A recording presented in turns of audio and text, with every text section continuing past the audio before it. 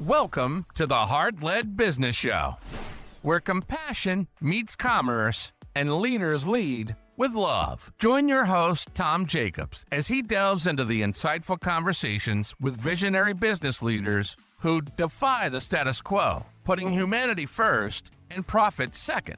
From heartfelt strategies to inspiring stories, this podcast is your compass in the world of conscious capitalism. So buckle up and let your heart guide your business journey.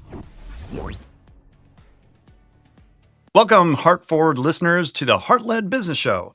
Today, we're rolling out the red carpet for Connor Treacy, a maestro of music, a connoisseur of nightlife, and a culture strategist extraordinaire. From steering sensational soirees to the glitzy heights of A-list nightclubs and crafting chart-topping tunes with industry giants, Connor is all about blending passion with purpose. So buckle up as we dive into his journey of heart-led entrepreneurship in the vibrant world of entertainment. Connor, welcome to the show. Hey, Tom, thanks for having me. And that was quite the intro. Thanks. You can thank AI for that, of course. My prompt. We like the AI prompt intros. That's awesome. So I'm really excited to dive into your story because I think it's absolutely fascinating. I think the audience will really enjoy your journey in the heart-led business space. But first, I always like to ask, what's your definition of a heart-led business? I feel like my definition of a heart-led business is you really need to love what you're doing and you need to be passionate about it. And I guess at the core of it, I would do what I'm doing now for free. You know what I mean? I like building companies. I like working in entertainment. And that's why I thought that this show was so great, because it's how I've run my whole career, basically. So that's my definition, I guess. That's a great definition too. And the fact that you would do it for free. And unfortunately, a lot of heart-led business people basically do it for free. And that's why they're not in business anymore, which is unfortunate. They can't really help people. But that's really the purpose of the show too, is to highlight people's journey like yourself and how you approach the money side and the business side of being a heart-led business. Right. So tell us a little bit about your business and your backstory. So do you want to know about what my businesses are now? Yeah. Okay, and cool. You consider them to be heart-led businesses. So I guess there's 3 pillars right now on what my business is around. 2 of them are intertwined, but I guess I'll just explain that. So one is obviously the music pillar. I manage artists, I consult for artists, I consult for record labels, management companies, and then I also produce records, right? So that's the music pillar. The other 2 pillars I would say is there's the hospitality pillar and then there's the political pillar, but I would say that those 2 are intertwined right now. I am on a couple different boards and have some chairs seats with some political groups, but mainly with that, I'm doing their events. I just did the Stonewall Democratic Club's fundraiser this past Saturday, and so that was something where I got the venue, organized the whole thing, and I'm also on the chair of that club. I guess that's intertwined right now, but to back up a little bit, I did co-own a nightclub for 3 years. So there could be at some point where I'm producing music or doing the music stuff. I may have a club or a restaurant or something more hospitality related, and then I'll also be doing the political events. So that's the 3-way intersection that I fall between. Yeah. So that's fascinating. It's an interesting kind of skill stack, or I like to call skill stack. But how did you get into that business and build those skills up? So honestly, this all started when I was a teenager. I just was a guy that started throwing house parties. One of them blew up. It went viral. It was the night that the movie Project X came out. I called the event Project X on Facebook, invited 100,000 people. And it ended up on the news and all these other outlets and stuff. I have it on my YouTube page still. It has close to 1 million views. And so That was how it started. So I originally was just like a teenage house party thrower. That's how this all started. Lots of Yeah. teams throw house parties, right? Like I threw a Yeah. house party as well. It didn't get on the news or a million views. So what made this more special than the normal teenage house party? Yeah, it definitely wasn't like my first event. Like I probably had like 3 or 4 before that, but I felt like going into that one, I definitely had a little bit of momentum. There was, some other factors with it, like I brought in, like, the main, like, bigger promoters at the time and got them to co-host it with me, and then I was really good with, like, social media at the time, so I had this, like, app on my Facebook page where I can invite everyone's friends with a click of a button. So I was Oh, like wow. telling people, I was like, you can get in for free if you let me invite all of your friends. I was able to invite 100,000 people. And like back then, Facebook was like the platform. And so it caught like wildfire. And it was that with the movie hype. And a character from the actual movie was there. Oh, wow. Yeah, I obviously, it was one of those situations, I didn't think it was any different than any of the other parties I had done, but it just blew up. That was, like, my first taste of some kind of, like, success or virality or whatever you wanna call it, like, my mindset going into it. So, it definitely was, like, calculated, but also random too. That's Yeah. Do you think it was because it was coming off the end or along with the Project X, which was getting a lot of publicity as well, and the hook on to that? Do you think that's what got it to be go to it was that, it was, like, prime Facebook where, like, Facebook was, like, the platform, event pages were huge. The promoters that I did it with, they were, like, super, like, big at that time that I did it with, and then, like, house parties in general, like, especially during that time, were just catching, like, crazy hype, like, people like, "Oh my god, there's a Mm. house party?" So, it was like a combination of events that made it get that much bigger than, like, your typical house party. Okay. Oh, that's cool. Going from the house party to the other events and going into the music industry, what was that transition like for you? I'll say this, like, I never had a plan, and I Hmm. still don't have a plan, like, I'm a bit more, like, organized with it, and I have an idea in my head of, like, where I want things to go, but, I've always just more or less had this mindset, where I just wanna keep building and amplifying, like, what I'm doing, and so I knew that once that party went viral, like, I just had a feeling, I was like, "I need to, like, put my foot on the gas and, like, run with this," because Mhm. like, I had a feeling, and I still have this feeling like it's all gonna go away if I don't keep pressing. I then morphed into going on Google, reaching out to managers or agents, and, like, booking artists at shitty 18 plus nightclubs and, like, selling hard tickets on Facebook, and that's what it morphed into, and I would say by, like, that summer, um, I was already like, okay, so to give you, like, dates and timestamps, I would say the Project X mansion party probably happened, like, March or April of 2012.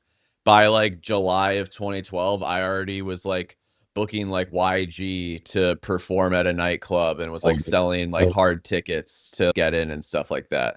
Yeah, so I was 19 at that time, and so I wasn't even legally allowed to drink alcohol. Yeah. So it definitely moved pretty quick, and it was super, like, raw because I didn't know how much anything should cost, I didn't have any advice from anyone, and then I was just paying for all of this through money I was getting from teaching tennis lessons. So it's like I was making, like, 25 to 40 or 50 bucks an hour teaching tennis lessons cash, and that's how I was funding all of this. Oh, And wow. so yeah, and so by that summer, I had booked a few big events like that where it was more like concert style, like 3 to 500 capacity, and, like, I would say the YG one was probably, like, the biggest name where people would know who he is today type Yeah. thing. Do you So, think do you think that the lack of planning or the more kind of, I would call it almost naive, just going for it, do you think that was your secret sauce to the success? I Or you had a guess. preconceived Yeah, notion, it was, like, "I'm gonna try it and see what happens." I guess for anyone that, like, really wants to know how I felt or what I was going through, I never for a second was thinking about getting an internship somewhere. I never for a second was like, "Oh, when I finish college, I'm gonna get this job at this company." It just wasn't on my radar. Hmm. That being said, I wasn't, like, watching YouTube interviews and, like, being like, "I'm gonna be an entrepreneur." It was just, like, in my head, I was just like, "The parties are what I'm gonna do." I just knew. Like, I Yeah. never now, don't get me wrong, there were tons of times where I almost quit, like, where I went from making a bunch one party to then losing it all. So there was definitely, like, times, but yeah, for not for a second was I thinking of it doing anything else. Yeah. Did that have anything to do with your upbringing or how your parents taught you? Like, were they entrepreneurs as well, or do they have the job or a job? My parents are both retired now pretty much, but my mom was a hairstylist, and then my dad is an electrical contractor. So I guess technically, Yeah. yes, my dad is an entrepreneur. Yeah, my dad's an entrepreneur. My dad didn't work for anyone. He had his own company. So maybe I got it from my dad, but like my dad was never like telling me, "Oh, you should be." I didn't think of like it. I don't know. It just, by the way, back then, like, 'cause I'm 32, like, I don't even know if like it was cool to be an entrepreneur, like, when I was in high school, or no one was talking about it back then. It was Like, just something I just went with it. Like, by the way, I'll say this too. I remember feeling like in middle school and high school, I'd always see people where this person was the singer, or this person was that. I never felt like I had my thing. So then when I like started doing the parties, I was like, this is my thing. This is what I want to do. So yeah, I felt like it was a very organic, natural thing that I just fell into. And then it started to like work pretty quick where like I was like, this is what I can do. So that's, I would say, the mindset I was in. yeah, and that became your purpose as well, Yeah, driving. yeah, there was like some other factors too. Like I got sober in January of 2012 when I was like right after I turned 19. And so the events became my new addiction. And so it was like all, I'll say this too, it was all I thought about every day. Like it was the Yeah, only thing I was like looking up on the computer. Like I was reaching out to venues and this and that. Like it's all I did. Yeah. So that was probably a big reason too. yeah, and then so, yeah, I know I have a very similar kind of backstory in terms of just always entrepreneurial. I had my first business at 16. But I always was told, "You go to college, you get a job," and I actually followed that for, 12 years, working in oil and gas for 10 years, which I would put my head through a wall doing that. But but you actually went to school, went to college, and then, Yeah. you have a law degree as well, is that right? Yes, that's also like a funny story because by the time I originally just went to like a small liberal arts school, like in Thousand Oaks, which is about like 40 minutes away from where I live in LA. And so I went there for I think I did 3 years and then I dropped out like in my 4th year cuz the event stuff just like totally took off. And then later on, once I had gotten hired at Universal Music Group as a manager, that's when I started to notice, I was like, "Oh, shoot, like, I should maybe finish school," because it was the first thing people would ask. They're like, "Where'd you go to school?" Or that like, and that was never a thing, like, when I was doing the events only. Yeah, and so when COVID hit, I reapplied back into school. I did my undergrad at Penn State and then got my law degree at USC, and then now I have a year left of my MBA. But that was like another thing back to my past point where I'm always trying to amplify or build on what I'm doing. I felt like if I didn't do this, I was gonna get boxed into being the guy that like knew people. And that Mm, was my value rather than also, you get what I'm saying? yeah, Which I still am the guy that knows people, but I also have the school backing. So I just feel like it just makes me more like steady with stuff like that. Cause the knowing people thing's fickle, right? You could be best friends with a celebrity and then they get married and you're not friends with them anymore. So the school stuff they can't take away. But that was something I didn't really, I'm 32 now, so I'll finish the MBA at 33. And I didn't really I think I was like 27 maybe when I started at Yes. Penn State, and I dropped out at like 21 or 22. So there was like a period where was just like a college dropout. And I thought that was cool. Everyone makes it sound sick. Yeah, Steve Jobs was a dropout Yeah, as well. yeah, Gates. yeah. That's why. That makes it cool. Yeah. And I'm not, I have a degree, it's a bachelor's degree, but I don't use it that much It's in theater. I guess I do use it because it's performance Yeah. here. But if I were to do it over again, and I started an MBA and I quickly quit because the professors I was learning from, I was like, they have no entrepreneurial like experience or things like that. I was like, why am I learning this? But it's, yeah, if you have that entrepreneurial, I don't think people are asking you if you have a degree or things like that. Yeah. Cool. So transition. So you actually worked for Universal and then Universal Records. So yeah, it's the umbrella company is Universal Music Group, and Okay. then they have a bunch of like labels under them. And so I guess technically I was working for Geffen Records, but then there's also Okay. I also was working for Interscope Records too. So it was like they're both on the same floor, and I was working with artists that were signed to both of the labels. And so that was what I was doing for 2 years. But that was a situation where I didn't even apply. Like the Okay. president of the label just reached out to me out of the blue when I was like club promoting, and I got hired. Probably just because I was like the young promoter person, and they probably Mm. wanted someone that was like tapped in with the culture and like new artists. And so yeah, that was about when I was like 24 when I got hired there. Okay. That was So you my get the, first taste of having a corporate position. yeah. And Yeah. was it a good taste or a bad taste or a mix? Just it's just way different, but I still felt like an entrepreneur while I was there because I was still working for the 2 different clubs I was working with, and I was also consulting with this other company. So I had other things going on, but there's pros and cons to both. Yeah. Yeah, for sure. It's a steady paycheck and not always, but as an entrepreneur, you're reliant just on you to you eat what you kill, right? Yeah, I would say the difference between being out on your own in the streets and then working for a corporate entity is when you're working for the corporate entity, you know, you have consistent money coming in, but at the end of the day, you're building someone else's Yep. like dream or vision or whatever. And then when you're out on the street on your own, you're building your own vision, but there's not the consistent paycheck. So there's pros and cons to both.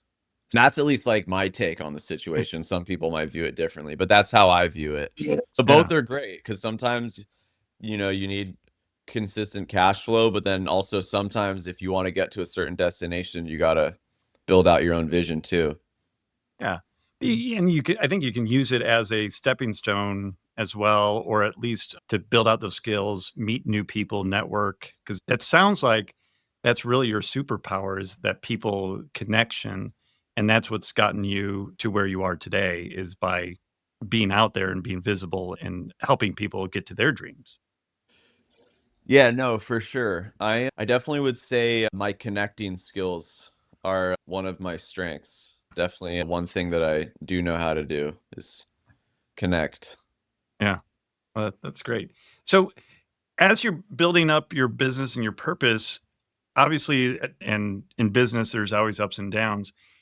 And being a heart-led business, a lot of heart-led business owners struggle with that business side and cash and just understanding money, and they have usually a bad money mindset. How did you reconcile just that money side, the business side of running a purpose-led business of your own?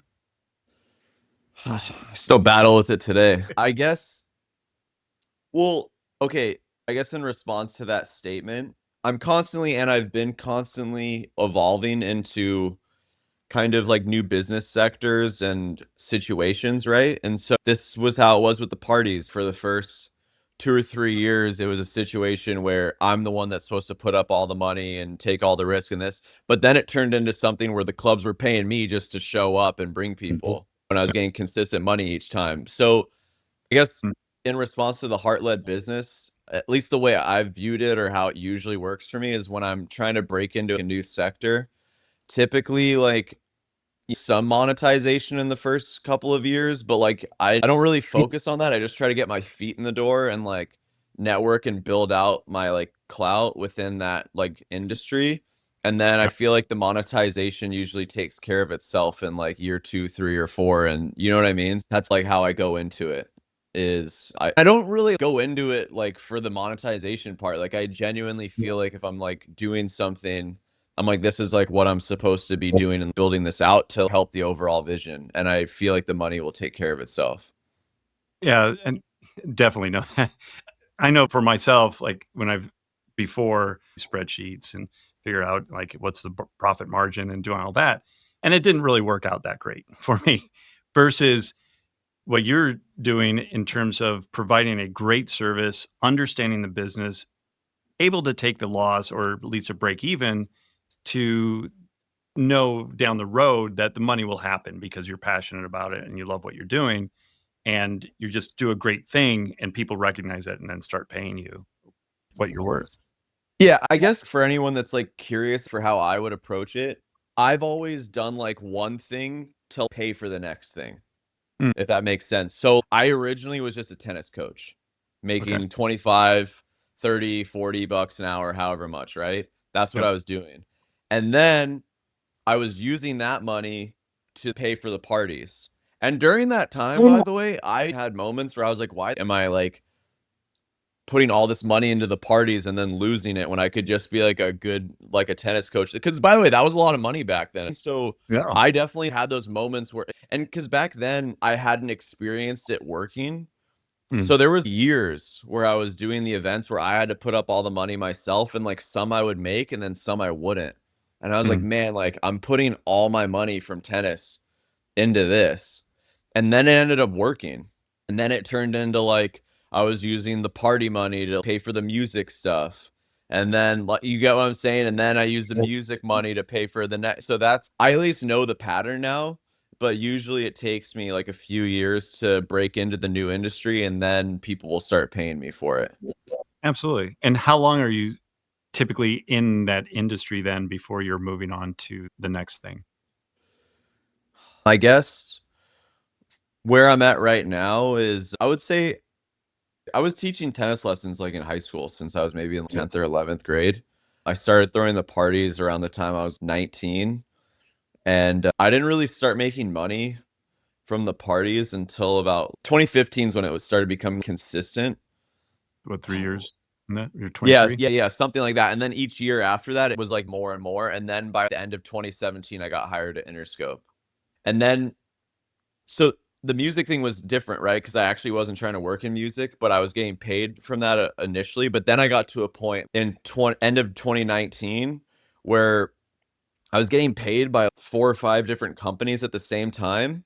But I Yeah. felt like a hamster on a wheel, and like I was giving all these people my resources, but I didn't like own anything. I was making a lot of money, like salary wise, from all these people. But I Yeah. was like, this isn't sustainable. I couldn't get married and go on a vacation with my wife because I felt like I was owned by all these like people and entities.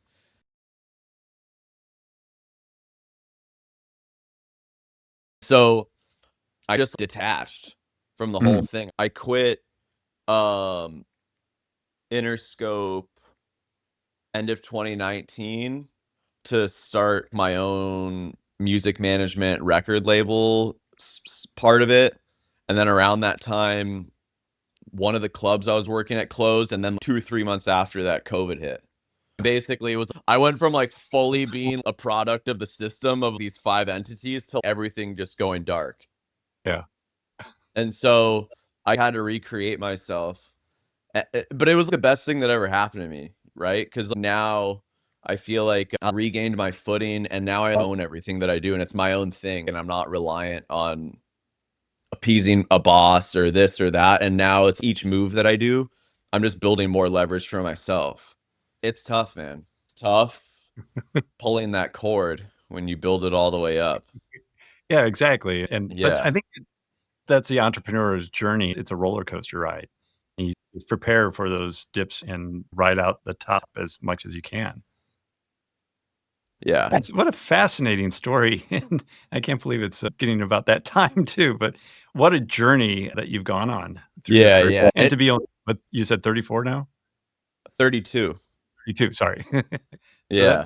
that's great. there's a lot of seasoned entrepreneurs that haven't gone through what you have in the 30 years that they've gone through. Yeah, it is not always that easy. No, of course not. Cool. So how can people learn more about what you're up to and getting in touch with you? You can check me out on Instagram. It's just at the Connor Treacy. Is just linkedin.com/Connor Treacy. I have connortracy.com, my website. TikTok at the Connor Treacy. And then I think YouTube's Connor Treacy. You can probably just type in my name. Yeah, Find well, some. Treacy. It's so CONNOR and then Yep. TREACY. Yep. And we'll link all that up into the show notes so it's a lot easier for the show guests to get on there. All right. Awesome. Connor, thank you so much for coming onto the show and sharing your fascinating journey into heart-led businesses left, right, and center as well. So I really appreciate your time. I appreciate it, Tom. This was great. Awesome. And thank you, listeners, for tuning in for today's show. We really appreciate that. Make sure you're checking out everything that Connor is doing, and we provide all that into the show notes. So just click on down there.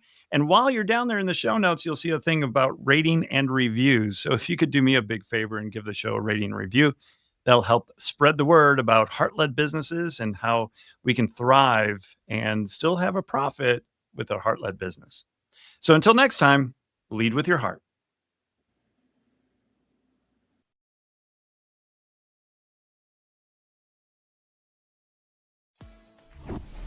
You've been listening to the Heart-Led Business Show, hosted by Tom Jacobs. Join us next time for another inspiring journey into the heart of business.